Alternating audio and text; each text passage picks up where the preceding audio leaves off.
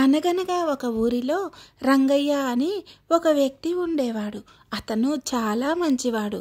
అతను రోజు మట్టి బొమ్మలు చేసి పట్నం తీసుకువెళ్ళి వాటిని అమ్మి ఆ వచ్చిన డబ్బులతో బతికేస్తూ ఉంటాడు. అతనికి భార్య పిల్లలు అని ఎవ్వరూ లేరు. ఒంటరిగా జీవితాన్ని సాగిస్తూ ఉండేవాడు.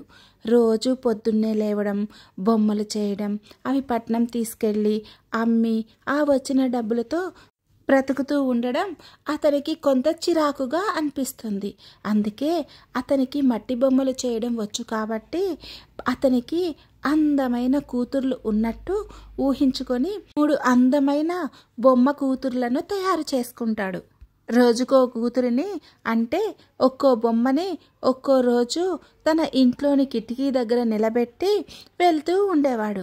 వెళ్తూ వెళ్తూ జాగ్రత్త అమ్మ, నేను వెంటనే వచ్చేస్తానని చెప్పి వెళ్తూ ఉండేవాడు.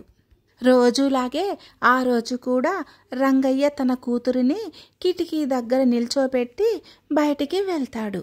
అటుగా వెళ్తున్నటువంటి రాజకుమారుడు ఆ కిటికీ దగ్గర నిల్చున్న యువతని చూసి ఆమె అందాన్ని ఇష్టపడి ఆమెని పెళ్లి చేసుకోవాలని అనుకుంటాడు.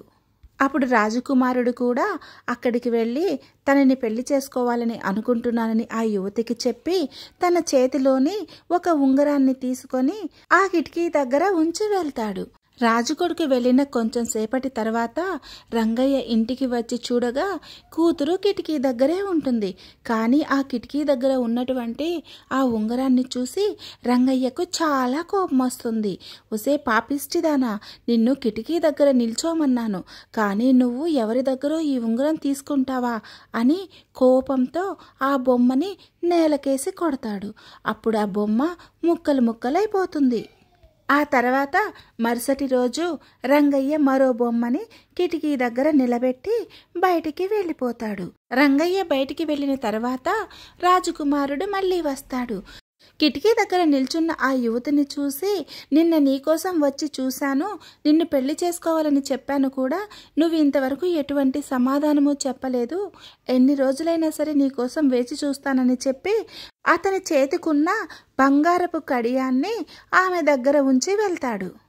ఆ రోజు రంగయ్య రావడానికి చాలా ఆలస్యం అవుతుంది. రాత్రికి రంగయ్య ఇంటికి చేరుకోగానే కిటికీ దగ్గర నిల్చున్న కూతురితో ఏదో మాట్లాడుతూ అటుగా వెళ్తాడు. అక్కడ ఉన్న కడియాన్ని చూసి, ఛీ, నువ్వు కూడా నీ అక్కలాగానే నా పరువు తీసేశావు అని చెప్పి కోపంతో ఆ బొమ్మను కూడా నేలకేసి కొడతాడు. ఇక మిగిలింది ఒకే ఒక బొమ్మ. మరుసటి రోజు మళ్ళీ తను బయటికి వెళ్తూ రంగయ్య ఆ కూతురికి జాగ్రత్తలన్నీ చెప్పి తన అక్కలాగా చెయ్యవద్దని, తన పరువు తీయవద్దని చెప్పి కిటికీ దగ్గర నిల్చోపెట్టి తను పట్నం వెళ్తాడు. పట్నం నుంచి వచ్చిన రంగయ్యకు మళ్ళీ రాజు కొడుకు వచ్చి ఆమె దగ్గర బంగారు ఉంగరాన్ని ఉంచడం చూసి చాలా కోపం వచ్చి ఆ బొమ్మను కూడా నేలకేసి కొడతాడు. నాకు అసలు పిల్లలే వద్దని చెప్పి అక్కడి నుంచి మరో ఊరికి వెళ్ళిపోవాలనుకుంటాడు. మరుసటి రోజు ఎప్పట్లాగే వచ్చి చూసిన రాజకుమారుడికి అక్కడ ఆ అందమైన యువతి కనిపించదు. అది బొమ్మ అని తెలియనటువంటి రాజు కొడుకు ఆమెను ప్రేమించినందుకు గాను ఆమె పైన బెంగ పెట్టుకొని మంచాన పడతాడు. ఆ తర్వాత రాజుగారు తన కొడుకు దగ్గరకు వెళ్ళి అసలు విషయాన్ని తెలుసుకుంటాడు. వెంటనే భటుల్ని పంపి ఆ రంగయ్యని తీసుకురమ్మని చెప్తాడు. రంగయ్య రాజుగారి దగ్గరకు వెళ్ళాక అసలు విషయం చెప్తాడు. వాళ్ళ ముగ్గురు తన కూతుర్లు కాదని, వాళ్ళని తనే బొమ్మలుగా తయారు చేసి కూతుర్లుగా అనుకుంటున్నానని చెప్తాడు. కానీ రాజు అస్సలు నమ్మడు. రేపటిలోగా తన కూతుర్ని తీసుకురాకపోతే అతనిని చంపేస్తానని బెదిరిస్తాడు. లేని కూతుర్ని ఎక్కడి నుంచి తీసుకురావాలా అని ఆలోచిస్తూ ఆ ఊరు వదిలిపెట్టి ఎక్కడికైనా వెళ్ళి బతుకుదామనుకుంటాడు. కానీ ఎక్కడికి వెళ్ళినా తను రాజుగారికి చిక్కేస్తానని భయపడి అతను చనిపోవాలని ఒక సముద్రం దగ్గరికి వెళ్తూ ఉంటాడు. ఆ సముద్రం దగ్గరికి వెళ్ళే దారిలో పెద్ద పెద్ద చెట్లతో ఒక పెద్ద అడవి ఉంటుంది. ఆ అడవిలో ఎప్పటి నుంచో తపస్సు చేసుకుంటున్నటువంటి ఒక ఋషి ఉంటాడు. ఆ ఋషి సముద్ర స్నానానికి వెళ్తూ ఉండగా ఆ సముద్రంలో చనిపోవడానికి వెళ్తున్నటువంటి రంగయ్యని చూస్తాడు. అసలు విషయం ఏమిటని తెలుసుకొని రంగయ్యకు సహాయం చేయాలని అనుకుంటాడు. అప్పుడు ఆ ఋషి రంగయ్యకు ధైర్యం చెప్పి అతనికున్న మంత్రశక్తితో ఒక అందమైన యువతిని సృష్టిస్తాడు. ఆమెకు ప్రాణం పోసి అతను ఆమెని రంగయ్యకి అప్పగిస్తాడు. ఆ ఋషి చేసిన సహాయానికి రంగయ్య ఋషికి కృతజ్ఞతలు చెప్పుకొని ఆమెకి సుందరి అనే పేరు పెట్టి రాజుగారి దగ్గరకు తీసుకువెళ్తాడు.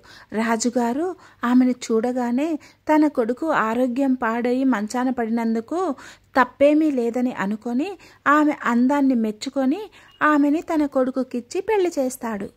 అలాగే రంగయ్యకు కూడా మంచి వ్యాపారం చేసుకొని బాగా బ్రతకమని చెప్పి చాలా ధనాన్నిచ్చి అక్కడి నుంచి పంపిస్తాడు. అప్పుడు రంగయ్య బ్రతుకు జీవుడా అని అనుకొని తనకు ప్రాణముప్పు తప్పినందుకు సంతోషించి రాజుగారు ఇచ్చిన ధనాన్ని తీసుకుని వెళ్ళి ఒక మంచి వ్యాపారం మొదలుపెట్టి బాగా డబ్బు సంపాదిస్తాడు. మిత్రులారా, మీకు నా ఈ కథ నచ్చినట్లయితే ఒక చిన్న లైక్ చేసి షేర్ చేయండి.